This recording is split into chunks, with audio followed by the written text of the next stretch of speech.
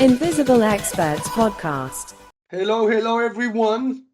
Today, in our podcast number 7, we have the honor to host our very good friend Servane Mouazan. Right? Mouazan. Is it like? Okay. Thank you. My French is not really great, is it? Thank you, Servane. How are you? How's it going? Mm, I'm very well. I'm very well. I'm looking forward to having this chat with you.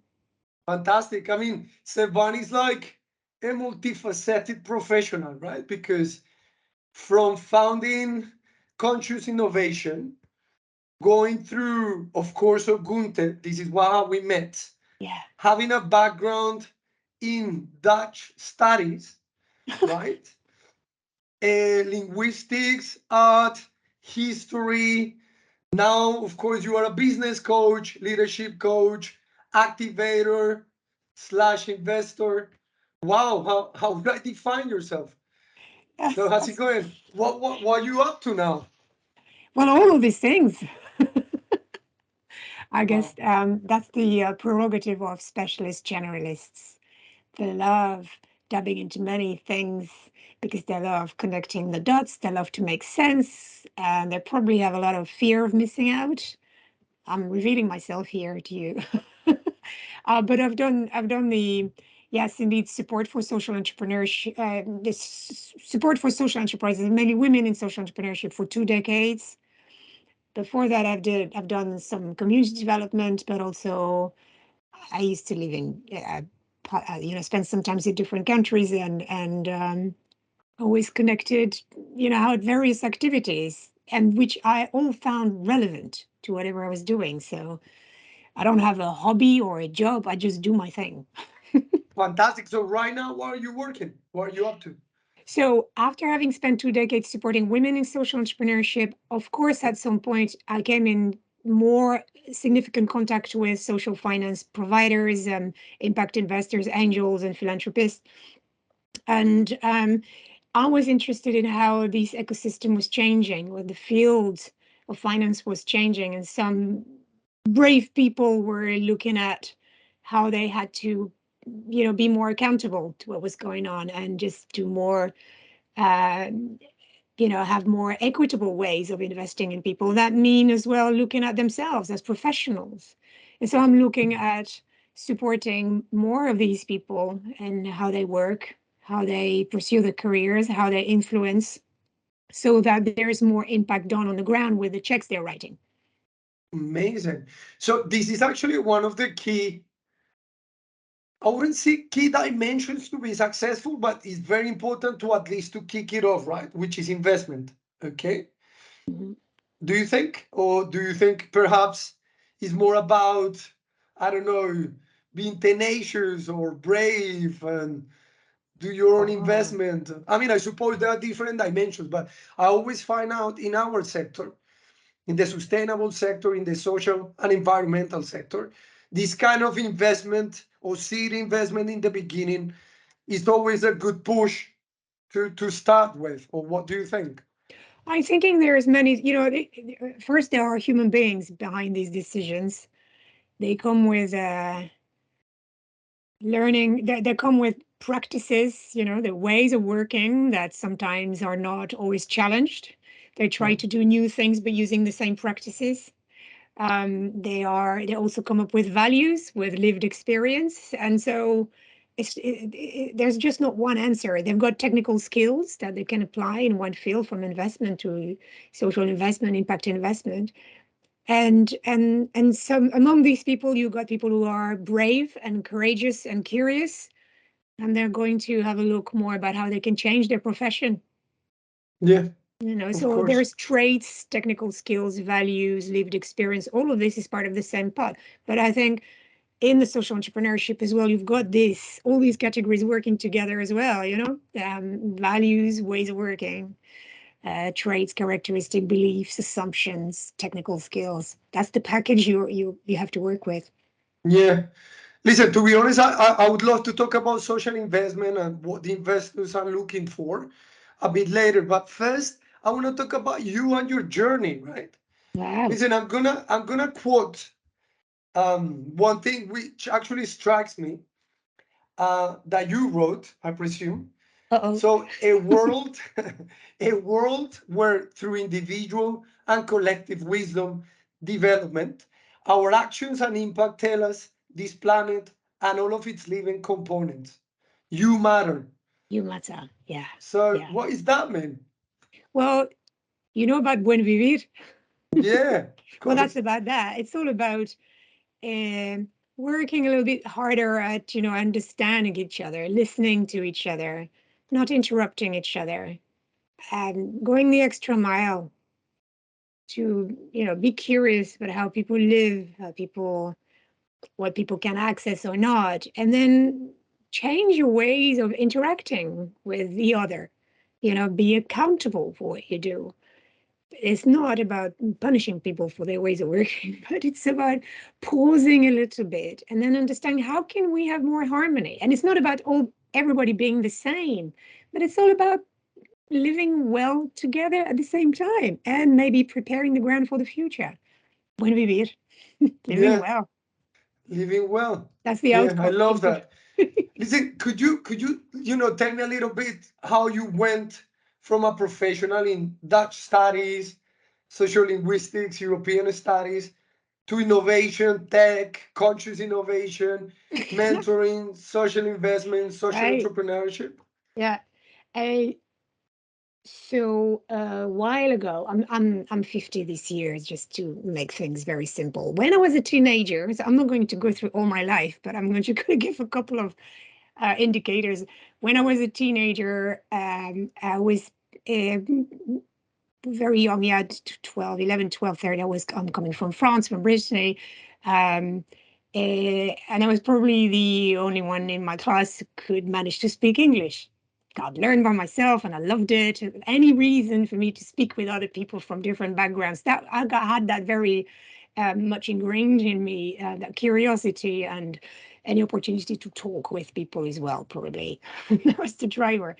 And so when I went on camp or on holiday in other parts of France, there were a lot of Dutch people. Yeah. And then, of course, me being a nosy teenager and curious teenager, I started to want to speak with them. And well, you have to learn their language if you really want to engage and, dig deeper than just the surface. And so I took, I remember it's a long time ago. I was taking some maps, the country maps, and at the back of these maps that you would have in service stations on the highway, on the motorway. Some basic phrases were, written in English, but also in Dutch. And so my first words were, "Can you pass me the salt? Hello, good evening, where's the train station?" That kind of stuff. And I just learned like that. Now, okay, where were we? Yes, that's after that I studied. I was still in Brittany, started university, and studied history from the Middle Ages to now. It's very busy. We did Islamic study as well. I did philosophy. All that Wow. was part of the package. We had 2 hours a week of each. Geography. That was probably sleepwalking through it, but but history was really interesting. But I was absolutely bored stiffless. I didn't see the point of being in a class with 200 people. They would be really busy university. And so all I wanted was to see the world. And that was in 91, 92. So I didn't have many opportunities. I needed to find a bursary. I needed to find a way to earn money. And so what am I going to do? And so I registered to an au pair agency and I went to work in the Netherlands, having learned Dutch by myself on holiday. I said, Wow. it's going to be a good idea to also, get to a modern Dutch studies university and study remotely. Yeah, let's do that. And so I did to do that. I went on to The Hague. I lived in The Hague for a year, and then I received my first package, my first classes. There was no internet. Just put back into context. There was no the World Wide Web didn't even exist. And so I got my first lesson and it was all in Dutch. And I remember reading the cover is beschrijvingsleer. So what the heck is that? And so look at my dictionary, which I had brought from Brittany, 1 kilo thing. The word meant civilization, and it was all in Dutch. And I said, oh my God, what have I done? I thought I had to get on with it. And basically it sums up many parts of my life where I just had to get on with it. Wow. Wow, that's interesting. So And so, just yeah, that was out of curiosity, right? so the curiosity was there. Also the pattern as well is that maybe I'm totally naive, but the notion of failure before is that something doesn't really occur to me. I fail like everybody else, but I don't think about it before. Like, yeah, I'm going to do that. And the question of, well, yeah, but what if it just fails? Like, well, I didn't think about it. We'll talk about that later. And so probably that pattern exists a lot. I'm just maybe not frightened before I start something. I just find a way to get things started. But I probably get things started with micro bites stuff, so micro actions. Very agile. Let's see where it's going. Oh, I got the overall scope, the overall vision. I can sense where I'm going. And then I'm going to start with, first I'm going to do that, and then that, and then I'll see what happens. And if maybe I change my plan. But the overall course that was very apparent throughout and in the past 30 years is I had no real interest in working for commercial organizations, not really interested in influencing or contributing in any way to, just basic capitalism. It just didn't rock my boat. And later I understood why, and I put a little bit more meat on the bone, understanding the mechanism of all this and what I really wanted to do with that thinking and that. And gradually I got involved in more community work with capoeira groups. They were themselves involved with a lot of community development activities in Europe, but also in Brazil. And then I got, and then I learned Portuguese. And so the whole machine was activated. Wow. And if you're someone who loves to, who's interested in anything, or like you guys at Minka, you're curious, you love to know about everything, you don't stay in the box. And well, connecting dots becomes the thing you just want to do every day. Connecting dots, learning more, having interesting conversations, helping people on their way, not fixing things, but helping people to think differently so that they innovate or appreciate things differently from a different perspective. So that's basically what I've been doing all this time. Wow. So you mean like the bridge was natural, right? Well, there was some work and learning involved. What I didn't Yeah. know when I started, I didn't know. And that's it. Then I Yeah. thought, oh, I got to learn stuff there. I can feel I could do with more specialist skills or technical skills. So that happened with coaching, with facilitating, with business. Hey, Fantastic. Wow. Wow. So how about this conscious innovation? yeah. What is it and how it works? And Ah, why do you think people have to join you in this quest of finding conscious innovation? What does that mean?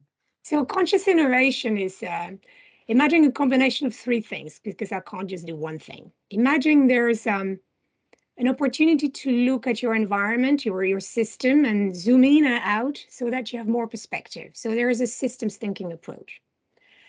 And then we're zooming in and out, not just in the present, but in the future. We imagine scenarios and we see how a possible scenario pans out, how you might, develop a social business or a fund in the future. And so there's an element of future thinking and foresight.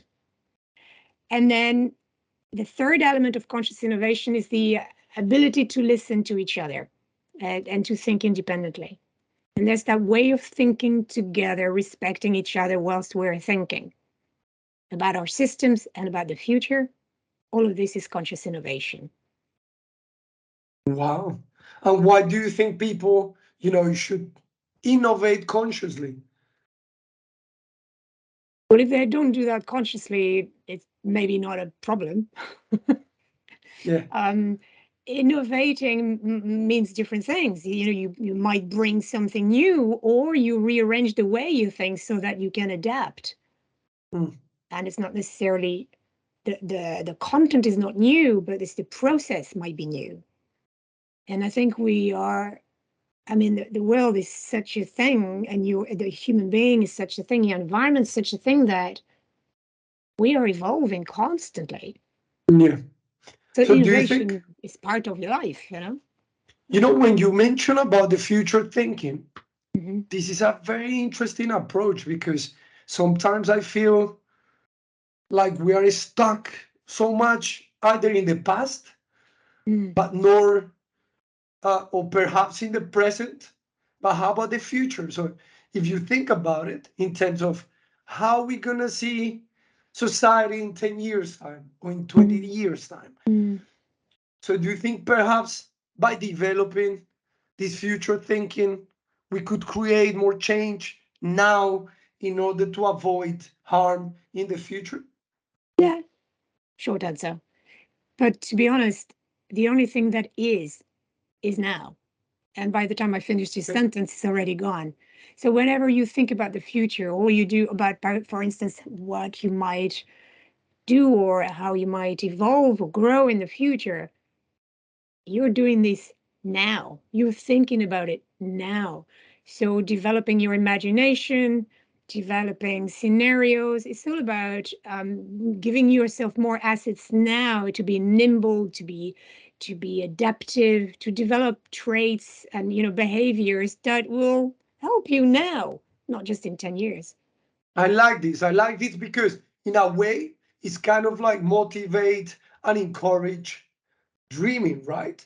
Oh Like, yeah. Oh yeah, I love which that. Yeah. which is amazing, isn't it? Because Yeah. I was thinking, I don't know, I suppose it depends on everybody's background and the way that they have been brought up. But sometimes we lack this kind of sense of dreaming, right? Yeah. There are many, Bec- and it's so right. There are many words that are attached to that. Some people will talk with ease about dreaming. For some others, they're not comfortable talking about dreaming because in their context it doesn't look serious or whatever, or there's something they do at night with closed eyes. They don't even think about it. Some others will talk about imagining, maybe being or from an art with an artistic nature. And some people will be engineering. That's their way of finding out new ways of imagining. Engineering, imagining, imagineering, dreaming, thinking. Some people will be feeling things. That's their way of capturing thoughts that or ideas that could be real in the future. So there's different ways of talking about the same stuff, actually. Amazing, amazing. Like for someone like you who have been working for over 20 years, I was thinking, what does it takes to happen what you imagine now? Because of course, based upon your experience, what do you think? What do you like recognize? What are the patterns that you perhaps Mm, have picked from the people that you worked with? Well, actually, I picked a lot from you guys, and Oh, in come your on. presence and the material you bring up. You surface practices, maybe in different contexts, different cultures, that are pretty much anchored in the now. There is a groundedness, there is some strength, some superpower in being really present with what's going on now. Some cultures have got more facilities doing that than others. Yeah, And it's not because you think about the future and build rockets and electric cars that you're more versed in imagination. Maybe it's just about being now and picking up all the signals that are around you, the yeah, being able to notice elderly people on the street, the kids, how they react, the traits, the behavior, the wind, the trees, how they react to their environment. All the things are pretty much grounded in the now.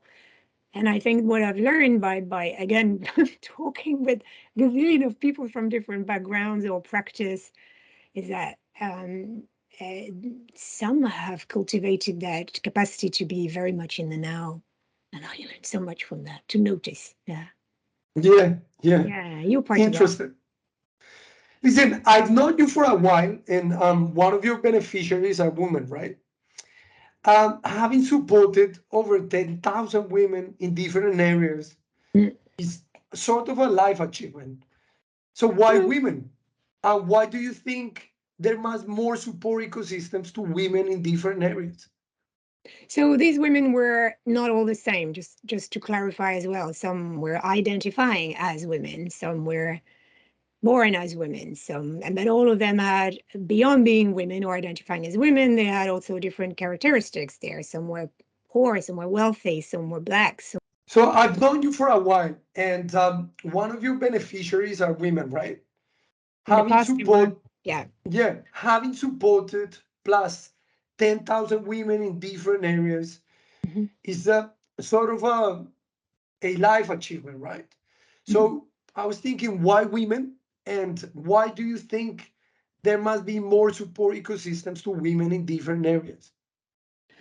So the work was about supporting women or people identifying as women in the social entrepreneurship context. They were all different. They were not just one uniform group somewhere from wealthy or middle class backgrounds. Some were from more humble backgrounds. Some were black, some were Asian, some were white, so European, Brazilian, you name it. They all came from different perspectives. So the group women as well was a very complex group. To go back, so as to when I started Ogunte, which was all about, really fostering a healthy environment for social entrepreneurship. When I started here in the UK, I started first in the Netherlands. When I started in the UK, I just promoted what I offered, a lot of networking, a lot of capacity building stuff. And the majority of people in the room were women. I didn't do anything specific or totally Hmm. thought through to attract them. They just happened to be in the room. And the soundbite I had, and I came back regularly, was, well, we are social entrepreneurs. We're try to move a little away from the concept of community groups. We want to professionalize. We feel that we're not only really accepted as mainstream businesses, and you offer a space that where we can be ourselves, talk about impact, talk about community, talk about social environment challenges, and a way to incorporate all this in a sort of commercial structure, which is business. I was just offering a space where they could be at the intersection of all this without labeling, without hammering them with you are like this or you are women with childcare issues. I tried to shy away from all that. I was really working with what was important for them. And sometimes, yes, there was something around kids, but a lot of time it was around finance. Or they wanted to talk about, how to make, ways of working easier for them, or how to talk about the gender pay gap, or how to talk about many things. So I understood that we needed to offer a space where there was technical skills, but also personal development, leadership, and a lot of connections. And so they stayed.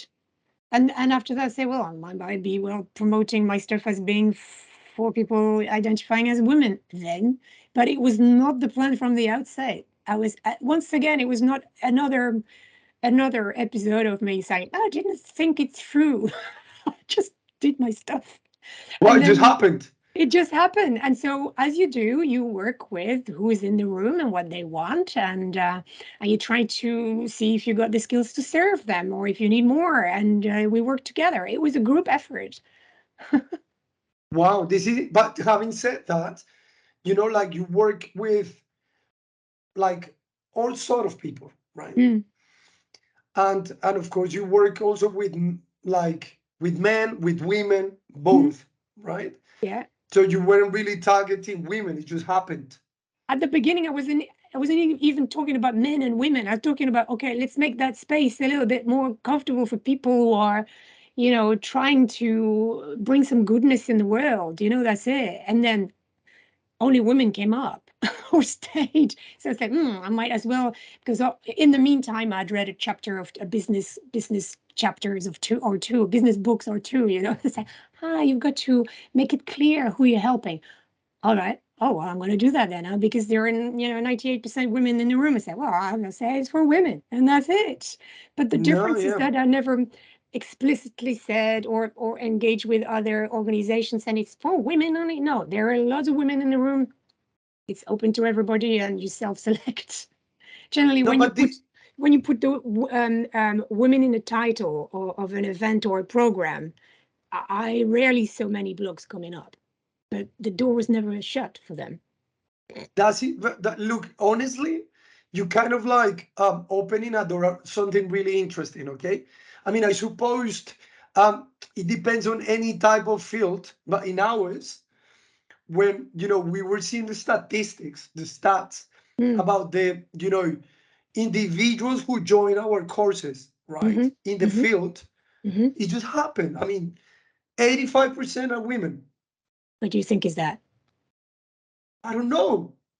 So, this is very interesting because I was thinking, wow, why is that happening? Okay. Mm. I mean, we Mm. didn't really, we didn't really target, I mean, we just target individuals who wants to change the world. Mm. And that just happened. The majority of the percentage of people who joined our courses are women. Mm. So, So I might have a theory, and again, it's absolutely not scientific, Andrea. So I wonder what you think. And I see some similarities in the way we work. We bring colorful background, a lot of stories of different individuals. They're all very complex. It's very communal. I'm not saying that women are born with a communal trait. I'm just saying that the world is designed in such a way that it puts women in more the communal way of thinking and blokes more in the agentic way, more transactional. Again, it's the way people are nurtured. Doesn't mean that they are like that when they're born, but it's just exactly. these myths are perpetuated. And so people select themselves in one category or another because they feel more comfortable or they feel less threatened. I don't know. But I was never going to put some program out with some rigid, boring black and white material. For me, I need color in my life. If some people are not interested in that, it's too bad. And maybe as a result, more women came along. No idea. No, no, but this is a good point because, beyond any like, because, there is a tendency nowadays, it's a touchy topic, right? But still, statistics. I mean, I'm not lying, we Mm. can share this. And is this a matter of interest? And I was wondering why that is happening. Why, you know, essentially in our sector, women are more, keen on changing their environments. Why they want to be more collective in a sense. Why they want to kind of like, help their own society in different ways. So Mm. I think that's a very interesting topic.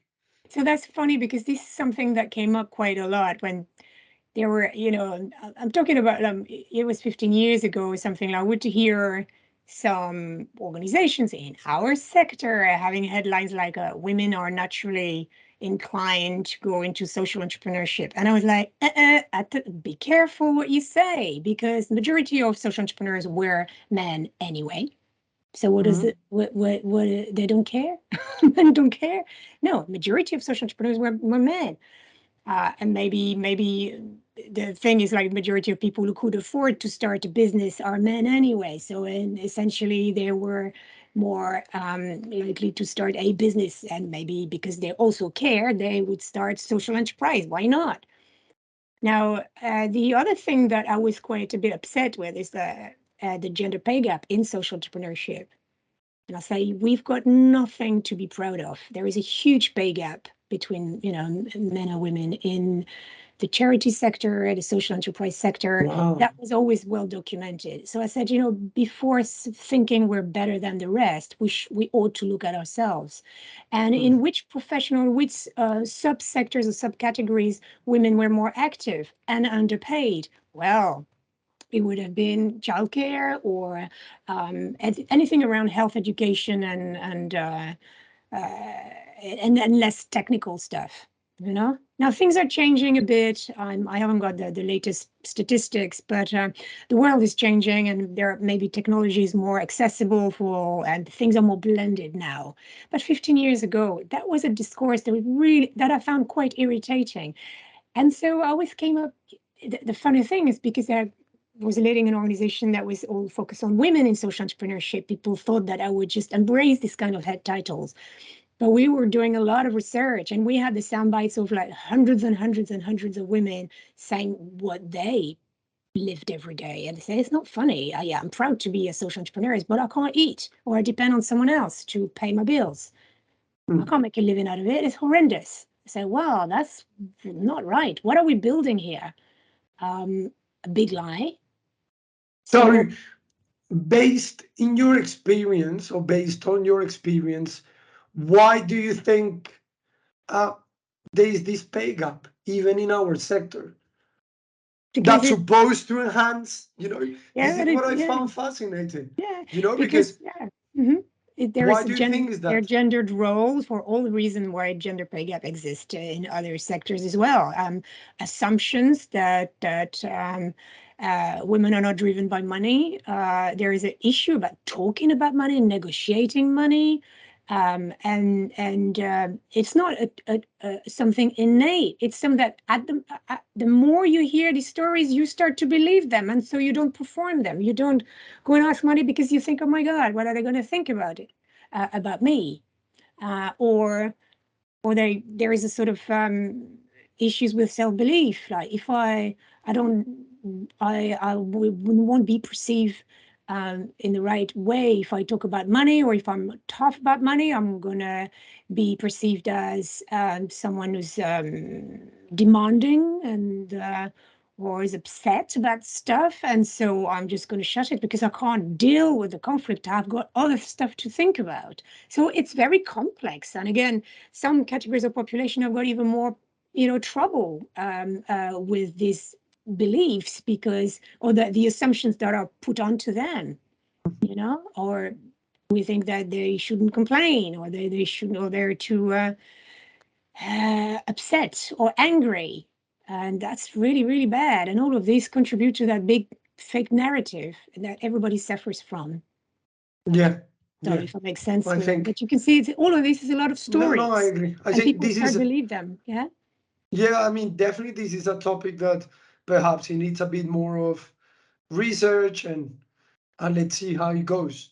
Well, you You know know, I what, want to. Andres? There's been a lot of research now. Now it's time to act and to really see what is it that the people who are not suffering from the gender from the gender pay gap, who are better paid, are gaining from this status quo.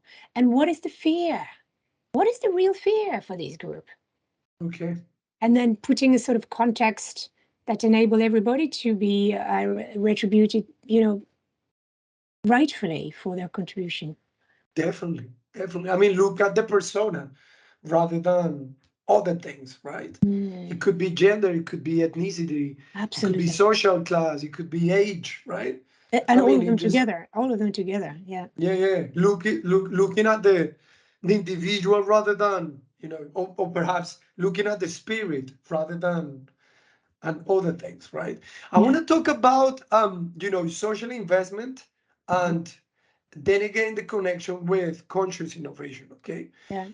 So I'm going to quote you again, if I may, is help impact leaders navigate transitions and activate positive strategic futures Yeah. through conscious innovation. Yeah. Mouthful. So we talked about the conscious innovation before, Yeah.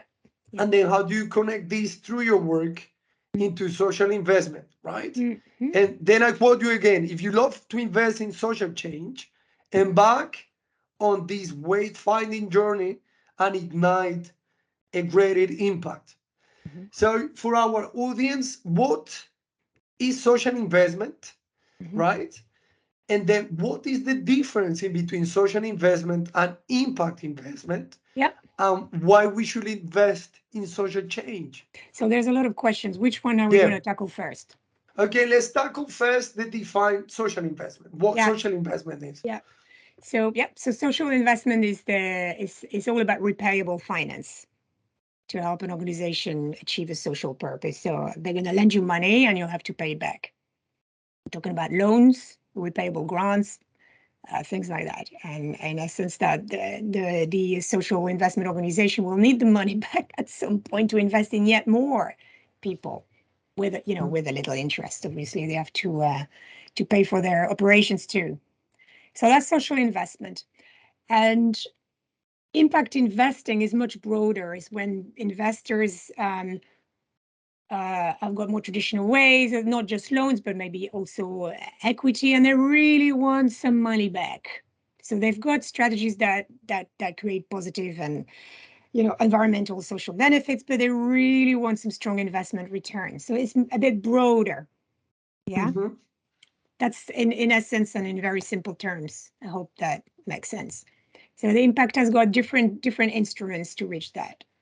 Okay, and what do you think we should invest in social change? What's the You value? asking me that? That's the topic of all your films. I know, but I wanna hear from your experience, right? Because even though we work in the same field, you know how diverse it is, right? It is, I yeah. mean, Why we should put money and to have this planet a bit more habitable, and why we should put money into projects that tell people they matter. I think the answer is in what I've just said, is because we ought to take care of each other. We can't have. You see what happens when people invest in stuff that create more misery, or people invest in one thing and they don't think about the collateral damage, or it's very short-term gratification. mhm, And now, yes, it makes money, but how does it destroy another environment, or a group, or a category of people, or a category, or the earth? And how will that impact on our lives? There's always a payback, right? Not maybe in money, but what goes around comes around. yeah, What comes around goes around, comes around. And so you invested in bad stuff now, it will come back and visit you a long time. yeah, So yeah, we ought to think a bit more consciously about how we use these instruments. Maybe it's money, maybe it's knowledge, maybe it's support and other resources. It's social capital, people. How do we put a collection of approaches together so that some good is created? yeah, yeah, yeah. Yes, thank you for that. Servan, among your diverse roles in the sector, Mhm. could you explain a little bit about Coralus and how it works? About, sorry, Is it correct? Coralus or Coral? Corrales, Yes, exactly. Coralus. Coralus. Yeah. Corrales. Yes, how it works and was the challenge addressed with this initiative? So, Andres, I need to pause out here Yeah. because I'm active from a distance now, and I not necessarily pick up. I've got many groups I can talk about, so not necessarily Corrales. It's I can talk about it, but it's someone else's business. I mean, but there is also the women in social finance. So I don't know how that relates. I'm active in many groups, so I don't want to pick one on top of another. This Okay, is I not see. I my, see. it's not Don't my worry. organization. Yes, we can edit it out. We're gonna So edit this part.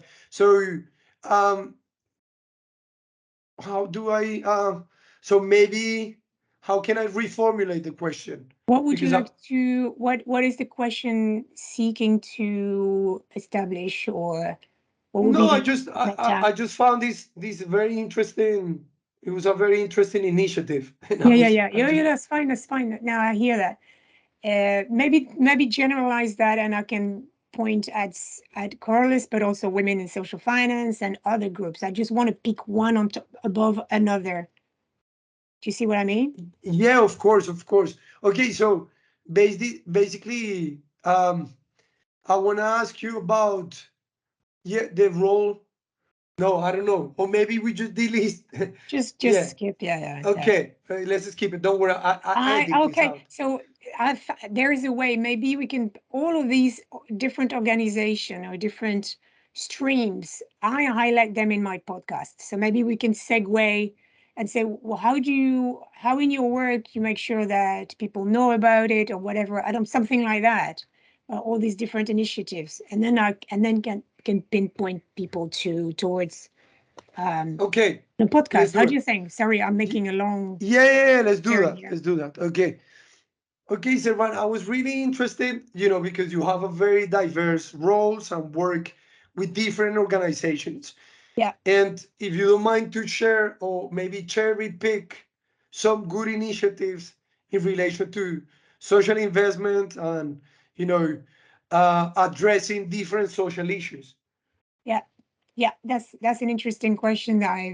That's the reason why I started a podcast called Be and Think in the House of Trust. So there are actors who are navigating the sector, and they all bring different ways of working and ways of approaching ethical issues or social and environmental impact.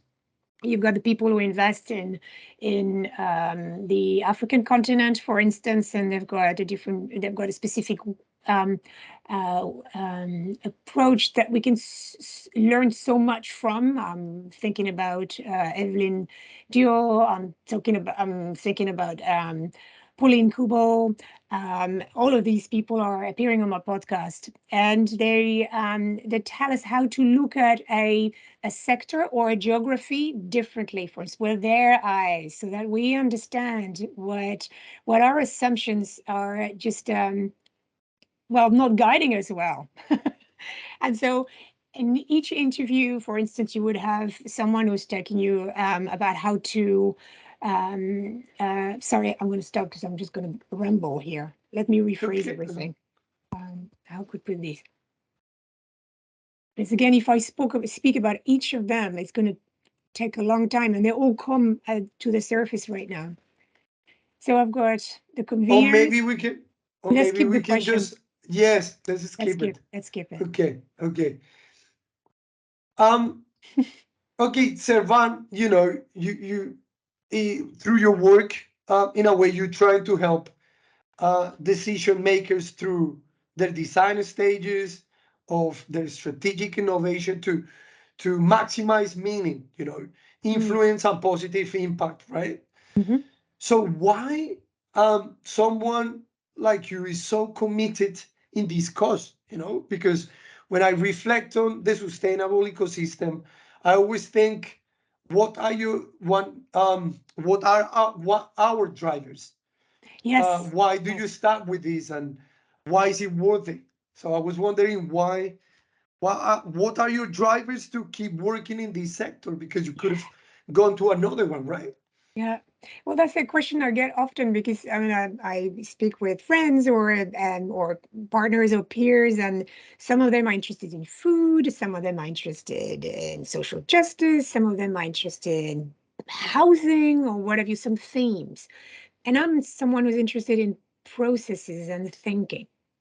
So already that makes it hard for me because I don't have a particular sector that I'm, connected to. But and so I don't know, if you remember earlier in our conversation, I was explaining I'm interested as in the outcome.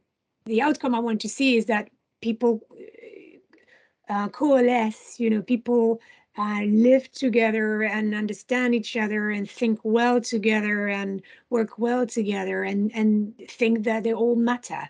That's my objective, you know? Mhm. And so my driver is I can meet people from different backgrounds. I do care, but I don't mind which background they're coming from. I find that interesting all the same.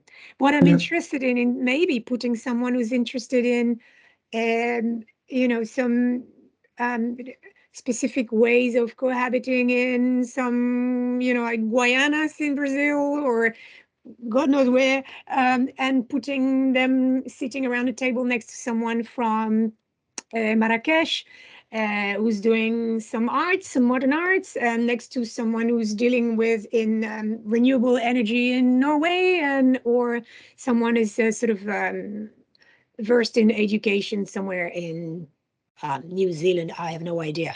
What I'm interested in is putting these people together around the table and see what's come out of it. That's my Hmm. driver. My curiosity is my driver, and all of this at the service of creating a world that is a little bit less rubbish. Okay. Okay. And how about the challenges? You know, what are the challenges that you have faced, you know, as being part of this sustainable slash social enterprise sector? Yeah, the big challenge, and I can tell you that was a mistake, is that for a long time I wanted to do everything by myself. That was a mistake. That was a challenge. So anyone coming in the sector now would say really consider dropping your guard and work with other people. It doesn't mean that you have to be in an organization, but the same organization for the rest of your life, but consider partnering. Mm-hmm. That means you're going to have some good time and bad time because it's tough to partner. It's tough. Yeah. So the challenge were for a long time to wanting to do everything by myself. When I opened up and I got some, team of associates and really opening up my network and my working team, then it was much better. Also, when you're a system thinker or you're a dot connector or you're interested in everything that moves, to explain to people in 3 words what I do has been a challenge for a long time. People want boxes, a lot of them. And so they just didn't understand what I was doing. And so for a while, a lot of people perceived me as a networker, or that my business was a network. And I felt it extremely frustrating because there was so much more to it. We're creating the first incubation program for women in social enterprises in the UK. And that was online when everybody was still, sitting in rooms. We were already putting people together from Jamaica to Japan and having them all learn together. And still, in some people's eyes, I was just, leading an organization that was just a network. Very frustrating. So I guess I did something wrong along the way of not explaining clearly enough, because it Yeah. was not just an incubation program. There was much more to it. Anyway, the other thing is the challenges is working with grant funders, for instance, funders or grant providers who are not necessarily listening or too slow or too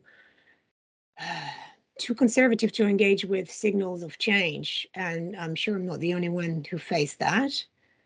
Had a window for funding that was only for 2 years, where systems changed. And if you don't fund something for 10 years, you're not going to get results straight Mm. away. So high frustration there as well. Or people, another challenge I had is because when you connect the dot and you think in futures a lot of time, you can see things and it's very hard to bring people along. And so my mistake is that sometimes I could have, tamed myself down a little bit and bring it more in the present to have conversation that were a little bit more constructive. So because some people just didn't understand what I was talking about. Yeah. Really. And 10 years after, I knew that what we were doing of thinking on the way to convene people from different backgrounds, we were already talking about virtual reality in 2010. Because it was a trend, a real trend, but in the social enterprise sector, they were not there. They were just building websites with other media outlets, but they were not talking in terms of virtual reality. So it was crazy. So they were looking at me with big eyes and what the heck is she talking about? I was like, why don't you see? It's just obvious. And now everybody's on the metaverse or whatever. Yeah. And It's so, true. yeah, anyway, so that was a bit bitter. But anyway, so it's a lesson for me. It's like, don't go too far in the future because people won't follow up necessarily, or they won't understand what you're talking about. And you got to keep together. Yeah. Yeah. I mean, Yeah. definitely for anybody who works in our sector, or any sector, I believe, there is like a sort of a bumpy road, right? It's tough. So, do you struggle sometimes? I mean, do you know when challenges emerge? You know, I reckon some people would say, "I'm going to give up." Have you had this kind of like self-reflecting conversations with yourself? Yeah, there have been times where I struggled, I despaired, feeling I needed to choose. But am I going to build an empire or stay curious, nimble, independent? Yes, and I, fearing that I would lose my freedom if I was just following everybody's steps in building a business in the same way. So there have been times when it was quite very binary. Do I do this or that? And I didn't want to choose. Now I've both. I don't have an empire, but I've got a better commercial practice. I've got more ability to articulate what I do. hopefully, although it's still a mouthful, and just do what I love the most, which is really to support people in their thinking so that they do a better work at, social environmental impact. And I also enjoy coachalism, which is, coaching people, but also gathering information. That's what I do with my podcast. I practice that all the time in real time. Yeah, so that's how I try to overcome struggles or a feeling of despair. I think it's really, really centering about what I like to do. Yeah, of course. I have two questions just to close our conversation. First of all, is what tips for people who want to start to work or create new initiatives for the sustainable sector would you share? Well, yeah, so I think I'm going to go back with how what I said when I was talking about the challenges. It's just having an idea and really be when you have ideas, don't stay on your own. Just talk that through. Be clear what you want from people. Do you want advice, or do you want just people to listen to you without commenting? So being clear about the relationship you have with people when you think through your ideas. That's a sort of little tip. Start something. See what happens. Don't start an empire from day one. Start a little thing, and then test, validate, be more agile, you know? Test it in one setting, test it in another setting, get some feedback, get some information, be curious, do your research. Don't do this alone. Get some, put yourself on a corporate finance course, sorry. There's a sort of incompressible group of skills that you should acquire, and finance is one of them. You don't need to be a banker, but that helps to have some sort of basic understanding about how these things work, simply because then you will have a conversation maybe with a social investor or an angel or a funder, but you will know their language and you know what to tell them. Interesting. Any recommendation, like a course, specific course, or perhaps There are some plenty. There are plenty. I don't just want finance? to publicize any. Yeah, of course. Yeah, but for Plenty. instance, when Yeah. they Google, what they would Google, like finance. Corporate finance, basic, corporate finance stuff, and then maybe also understanding social investment. So Access, the foundation for I can't remember the title, but Access has got good resources. I can share links with you. Here in the UK, they've got a lot of support available, and most of it is for free, actually.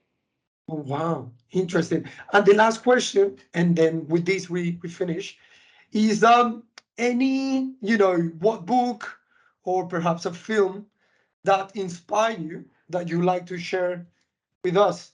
I could do it all hour with this, Andres. Okay. So because I do a lot of future thinking, I'm absolutely fanatic and so passionate about the books by Octavia Butler. Okay. So it could be Parable of the Talents, Parable of the Sower, Kindred. Uh, she said, I write about people who do extraordinary things. It turns out it's called science fiction. She says, that's not my quote, that's her Octavia Butler quote. And yeah, so anything from her is fabulous. It just helps you think stuff that in a way that is extraordinary. Another book which I love, another group of books, is anything by Nancy Klein, which started the Time to Think and the Thinking Environment a movement, and something I practice every day with my people. And the latest book was called The Promise That Changes Everything. I Will Not Interrupt. Oof, this is great. So it's how to interact with each other in a sort of respectful way and generative. Wow. This is beautiful. Okay. I've got more. There's one author who's Icelandic, Andrisnar Magnusson. He wrote The Blue Planet, which is a great tale for kids all around the environment and climate change. Really approachable and fantastic story. And he wrote Love Star, a book that he wrote that book in 2001 or two, and it was all in a sort of world where social media is totally enmeshed in people's body, and there are some magnates or entrepreneurs that have crazy ideas, and I won't name anyone, but he saw that coming 20 years ago, and it's a sort of realistic sort of novel about power, domination, love, and yeah, extraordinary things, like Octavia Butler was saying. Love Star. I'm totally smitten by that book. Again, it's scary. He described Facebook before Facebook was even invented. Wow. Crazy, crazy. And Andreas now Magnusson is really involved with environmental questions, and is a fantastic author. And then last but not least, and again, I could go on, so it's really frustrating to just stop at 4 or 5 books. It's Elif Shafak, Anything by her. She's she's a British Turkish author. She's got a very international spirit. She a doctor in political science, I think, and she's a fantastic poet, multilingual, fantastic person. I'm an absolute fan. She's got that sensitivity that is rare and beautiful. Fantastic. Well, with this, we're just gonna, finish the podcast. Thank you, Servane, for your time. Mhm. And we see you around. Yes, thank you. Thank you.